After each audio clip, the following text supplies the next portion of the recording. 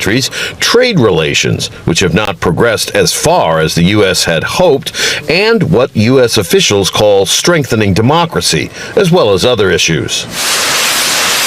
The war in Ukraine, which has gripped the world's attention and arguably scrambled the whole system of international relations, is not on the list.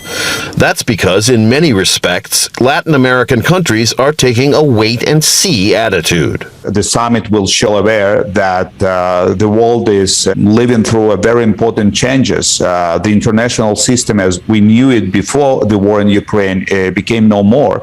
So Latin Americans would be very interested in learning what is the offer by the United States. Cuba, Venezuela, and Nicaragua, which declined to condemn the invasion and were not invited to the summit. Brazil is Russia's biggest trade partner in the region, and many South countries buy arms from Moscow. But Latin American ambivalence over Ukraine has more to do with the U.S.'s historic role in the region than Russian ambitions there. A significant part of Latin Americans precisely seeing this kind of European imperialist schemes then under American hegemony and as proxies in the Cold War. Experts say they have not developed the capacity for an independent foreign policy. The challenge for the U.S. is to rebuild and then maintain its influence in the region while blunting that of Russia and China. That will take more than a 3-day summit here. Dead. 3 bodies are somewhere underneath this concrete. We're told a 2-year-old boy was killed in this Russian airstrike. There's at least 3 bodies still under the rubble, including kids. Shelling makes our work very complicated. Even the centre of town was hit. It's very difficult to work in such conditions. Under the sound of constant artillery fire, they continue to work. The shockwaves from the nearby artillery and rockets shake the already fragile building. When it happened, the man covered the boy with his body. The child was in very bad condition. The head was injured. The older guy died. Other people who were sitting on a bench had time to get into the... has seen most of the population leave. In the east, the Russian military have been gaining ground. Fire. But unlike other large cities, the emergency services here are really struggling to deal with the destruction and casualties as a result of this war. Another strike on a residential building. In the early hours of the morning, a missile hit directly in front of here, ripping through the apartments. The mayor has told residents to evacuate. Now they're in a rush to leave. Scary and terrible, this woman says. Those that remain have a choice. Evacuate from the... The rush is on to empty these silos of last year's harvest of maize to make space for approximately 35,000 tons of winter wheat.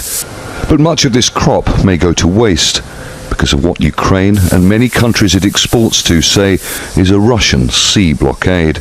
At least 20 million tons of grain is already stuck in silos across the country, contributing to rising prices and what the UN says is a growing global food crisis. So this maize is being moved out of the silos in order to make space for the winter wheat harvest that is expected will begin its journey to a port in Romania. A journey that can take up to 3 months and is very complicated indeed. One route takes the grain by train from Kiev into Moldova to avoid a coastal road that Ukraine says Russian forces have shelled.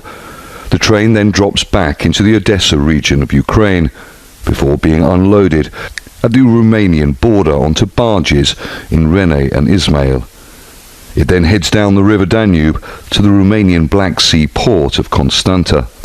Analysts say shortages and long overland export routes have pushed the consumer price of grain up in recent months. Producers have been hit even harder. The cost of transport and logistics has increased 300% since before the war started. We are also... Before the trucks take the maize away, samples are analysed at a quality control laboratory on the farm. The grains will be periodically inspected again in the coming weeks because much of it will have to be stored outside silos where rot could set in after only a month. Exporting by train from Ukraine is complicated because the rail track gauge is different in neighbouring Poland and Romania. Russian forces withdrew from this area a few weeks ago. This wheat was planted before the war started.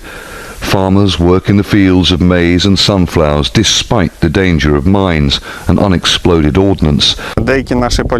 It was very difficult because we were... Russia, which is also a major grain producer, says Western sanctions prevent it from exporting to global markets, depriving it of billions of dollars of revenue and making the crisis even worse. Moscow says it is open to a potential Turkish and UN plan to allow safe passage for ships to transport grain from Ukrainian ports across the Black Sea and out to international markets via the Bosphorus. But Russia says Ukraine must demine the sea route first. Ukraine has so far refused, saying it won't leave Ukrainian ports like Odessa exposed to a potential Russian attack from the sea. No agreed solution means Ukraine could lose billions of dollars in revenue, and according to the UN, more countries